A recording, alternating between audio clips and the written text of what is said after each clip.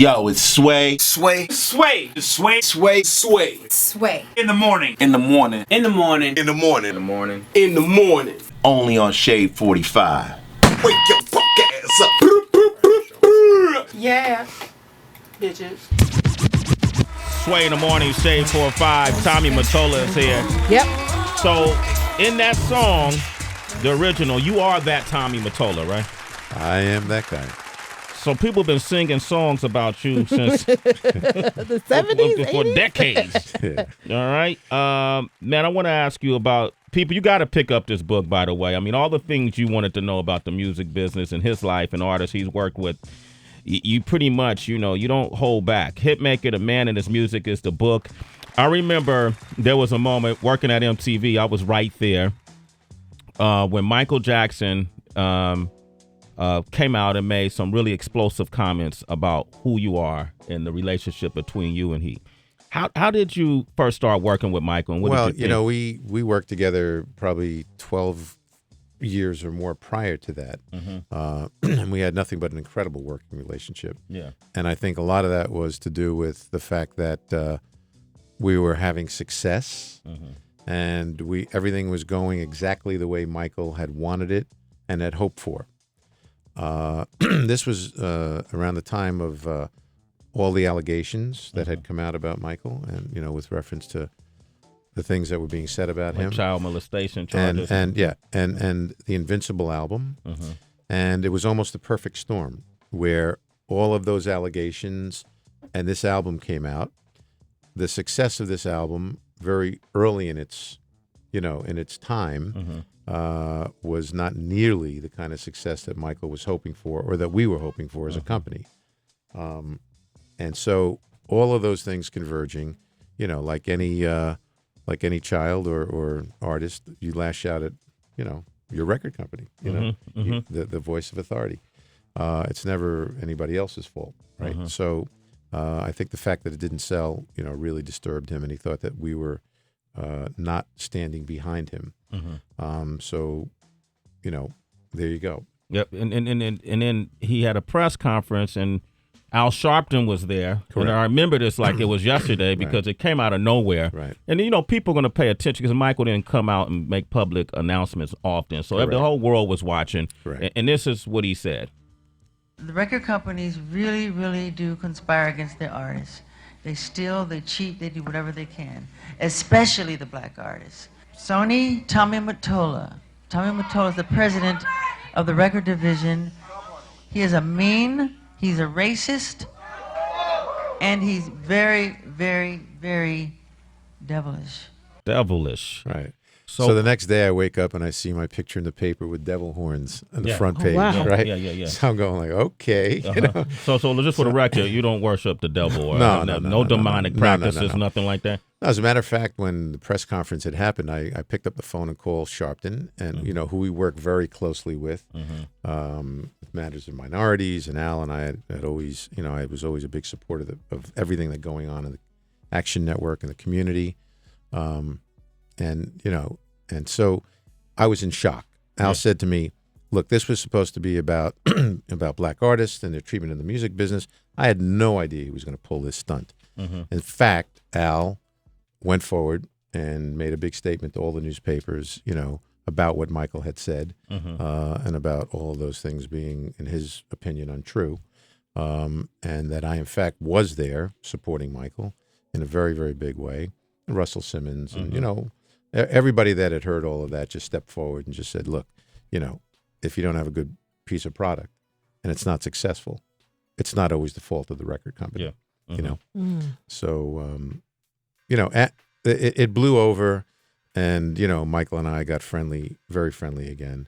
And I certainly didn't hold anything against him because, I understood his emotions. Yeah. After coming from the kind of success that he had achieved, and this is the greatest talent in the world, or one of the greatest talents in the world ever, to not have that, and then all of the pressures being put on him with all those allegations, it was tremendous pressure. So, he just lashed out at that point, and that was that. And then you guys reconciled. You said Absolutely. After so y'all became cool again. We were in business together. Yeah. We jointly owned the Beatles catalog with him. We had his recording contract. We had to make records together, and we got together and started doing business, almost like nothing had ever happened. Nothing had ever happened. Yeah. Were you shocked when you found out Yeah. about his death?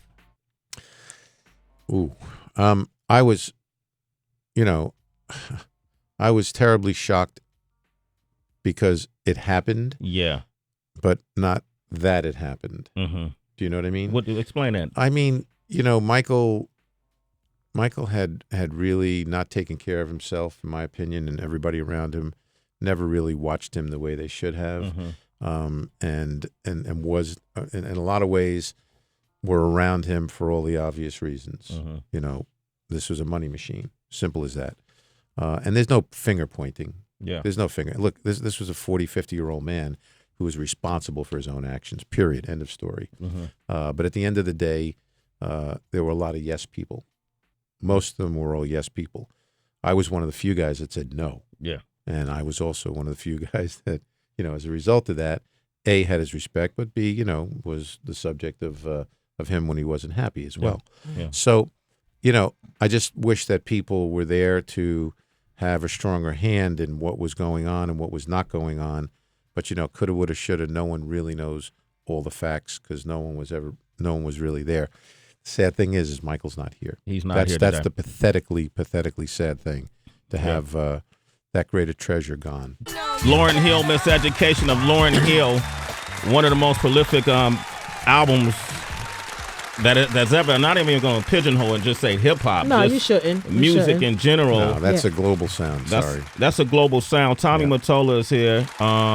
Commissioner Gordon, who actually engineered her album and worked as a producer on her album, walked in. And one of the things that Tommy Mottola is responsible for, too, that people may not be aware of, Rich Nice is here from the Track Masters, Commissioner Gordon, Steve Stout, Corey Rooney, big-time producer.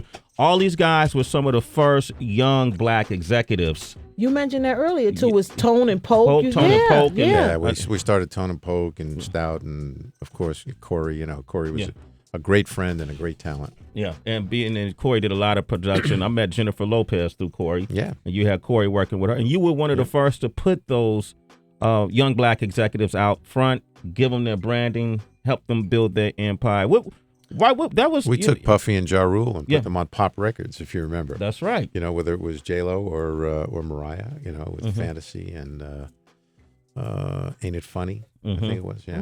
What was the gall you had to empower these young hooligans, these ruffians from the street, and give them all that power? What was wrong with you? What made you decide to do that? From the Bronx, man. Yeah, okay, that's what it is. It's when your roots are the same as everybody else's, and everybody sort of understands that, and then what those ingredients are, and you see that fire that they have, and you see what they're capable of creating. And then if you're fortunate and blessed like I was to be in a position to be able to take that and blend it, whether it was to blend it into pure hip-hop or R&B product, right? Or to take it and then blend it with Latin or pop roots and give it a bigger base, it was all good. It really opened it up for them and for a lot of other people.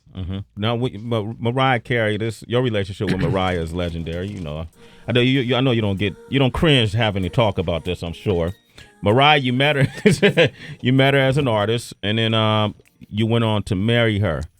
When you see her today, like on American Idol, and she's back in the public eye, she's married with Nick Cannon. What thoughts go through your head? Do you remember the past, or? I'm so happy for her because. I think finally she's really got to a place where she can enjoy all of this. This is a long journey and a long struggle for her too, to get to where she is now, and have 2 babies, right? And to have a guy like Nick who looks like he's a lot of fun, to hang out with and be in the house.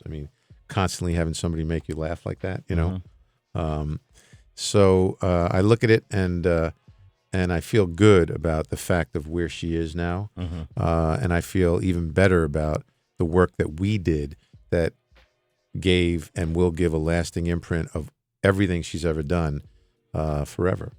Now, you know, that's the cardinal sin in the business is you can't sleep with the artist if you're the executive. There you go. And I know you went to see a therapist when you first Yeah, found the out you had it. only problem is I didn't listen to the You didn't therapist. listen to the therapist. Tommy, you didn't listen to the therapist. The hell man. good was a therapist? You know, right? Who came on to who first when you and Oh, Mariah my God. first got together? I ain't going there. You're not going to do it? Well, it's an excerpt from the book Yeah. that says Mariah was really flirtatious from the first time you guys met. Mariah is, look, one of the greatest talents in the world, and certainly a beautiful woman and girl. And so, you know, the relationship really came out of working that intensely together. Yeah. And I mean, it turned into, you know, a 24/7 situation where we were working that hard on trying to get that first album done. It took a year and a half or more, almost 2 years. Wow. Because we had a body of work which were more demos done at first, and we sort of threw them all away and started from scratch again. Because I said, you know, look, we got to make this great. Yeah. You know, you're the greatest singer I've ever heard, and this is going to be your platform. So we can't have anything that's going to fall short, and that's what we did. You know, and so, you know, there was a lot of intense working together, and out of that became a friendship and a relationship. Yeah. Could she cook, dude? That's the big question. What was that? Could she cook? I was a good cook. You was That's a no. All right. All right. I'm an Italian guy from the Bronx. Okay. I mean, you know, Oh, it's hard. We all cook. Yeah. You know yeah, what I mean? yeah. Okay, we got a question. I got to let one audience question. I can't hog them. Sure. Melissa from Toronto. Go ahead, Melissa. Good morning, Sway. Good morning, Tommy. Good morning. Good morning. My question for you, Mr. Mottola, is this.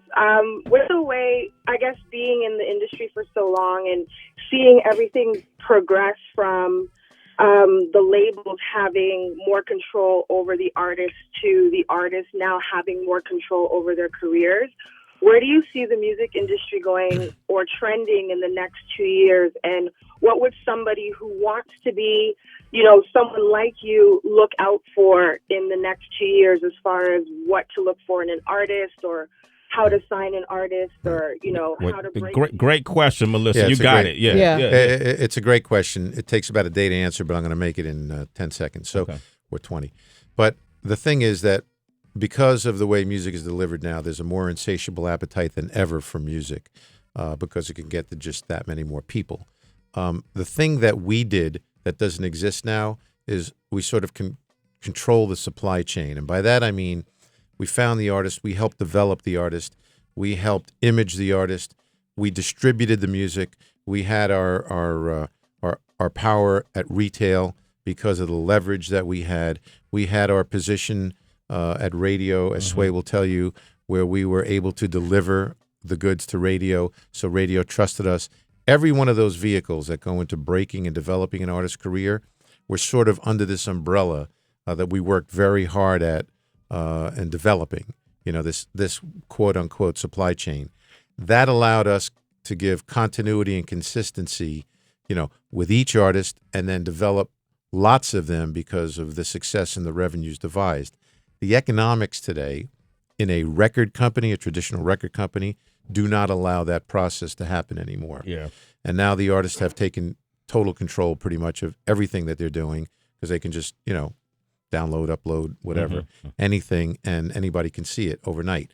So if you can't distribute that music and get it to people in a way that someone is there consolidating and monetizing that, it's difficult to build a platform and galvanize all of that energy into making something that an artist can sort of launch and jump off from, you know, and then have all the other opportunities of touring and merchandising. Yeah. And so it's much harder now based on that. But that doesn't mean that the music is any less great. The music is better than ever, and the music is getting to more people than ever. The industry is just finding its way to monetize it for the artists and for themselves. And so that's why we see less of these mega Michael Jackson, Shakira. There aren't. You don't see you the can mega count stars. them on three fingers. You got Taylor Swift. You got Taylor Swift. You got Adele. You got Gaga. Yeah, you know, and there you go. Yeah, Katy Perry, Katy Perry, but Yeah. not to the degree of sales Yeah. of of Adele, and Yeah. Gaga not to the degree of sales of Gaga. What about Bieber, Justin Bieber? Bieber's got tremendous amount of Yeah. sales, So- but Bieber's a more all-around 360 phenomenon. Uh-huh. You know, Yeah. his record sales are more of a marketing and advertising tool to sell his tours and his merchandising and all of that. Uh-huh. They're not mega millions, even though they're millions. Do you know what I mean? Yep. Tommy Mottola, man. You know, I'm sorry we got to cut your time. I know a lot of people want to talk with you in this building. Tommy Mottola, the book is called Hitmaker, The Man and His Music. But we got to have you come back and let us do a town hall discussion. You got it. Thank you. All right. Would look forward to it. And I appreciate your transparency, Thank you. man. Thank you. You know, you I guys appreciate it. get the book. Thank you. Get this game. It's Sway in the morning, only on Shade 45.